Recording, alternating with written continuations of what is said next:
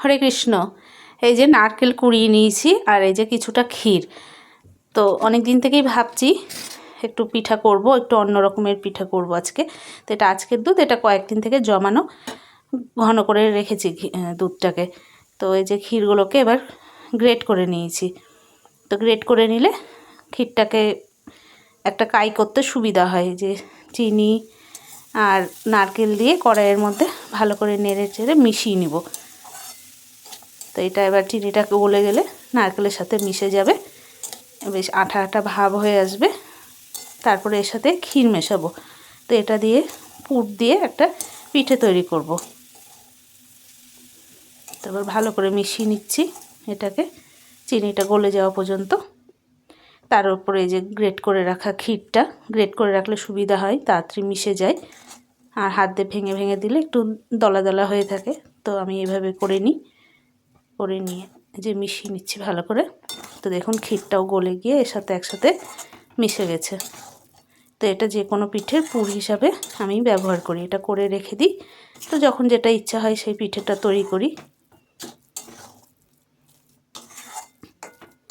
একটু আঠা আঠা হয়ে যাবে যখন, চিনিটা শুকিয়ে আসবে, ক্ষীরটাও শুকিয়ে যাবে, তখন ভাববো এটা হয়ে গেছে। একটু ঠান্ডা হলে আরও শক্ত হয়ে যাবে। আর এই যে দুধটা দেখেছেন কি সুন্দর ঘন একদম। এই ভগবানের খুব প্রিয় এসব ঘন দুধ, ক্ষীর, মাখন, ছানা। আমাদের ভগবান শ্রীকৃষ্ণের খুব প্রিয় এসব। তো যখন এরকম দুধ জমে থাকে বাড়িতে, যখন যদি খাওয়া না হয়, কিছুদিনের দুধ 2-4 দিন থেকে জমালে এরকম ঘন হয়ে যায়। তো এই ঘন দুধ দিয়ে পিঠে খুব ভালো হয়। তো এইখানে এবার ময়দা, সুজি সব নিয়ে নিয়েছি। একটু গোলা তৈরি করব। এই যে ক্ষীরটা, তো এই যে পেড়ার মতো করে গড়ে নিয়েছি। তো এগুলো দিয়ে তৈরি করব গোকুল পিঠে। তো ছোটোবেলায় বাড়িতে দেখতাম করতো, চিনির সেরায় ডুবাতো। তো এটাকে আমি দুধ দিয়ে করব। এই যে মানে ক্ষীরটাকে ময়দার গোলায় ডুবিয়ে একটু বড়ার মতো করে ভেজে নিচ্ছি। এই দেখুন, আর কিছুটা পাটিসাপটাও ভাজছি।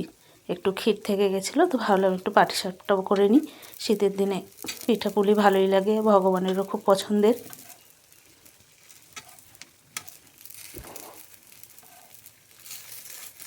তো আজকে একটু পাটিসাপটাটা সাদা সাদাই রেখেছি। এর মধ্যে খেজুর গুড় দিলে বা আটা দিয়ে করলে একটু লাল লাল ভাব হয়। তো আজকে একটু ময়দা দিয়ে সুজি দিয়ে করছি বলে সাদা সাদা হয়েছে। আর চিনি দিয়েছি, খেজুর গুড় দিইনি।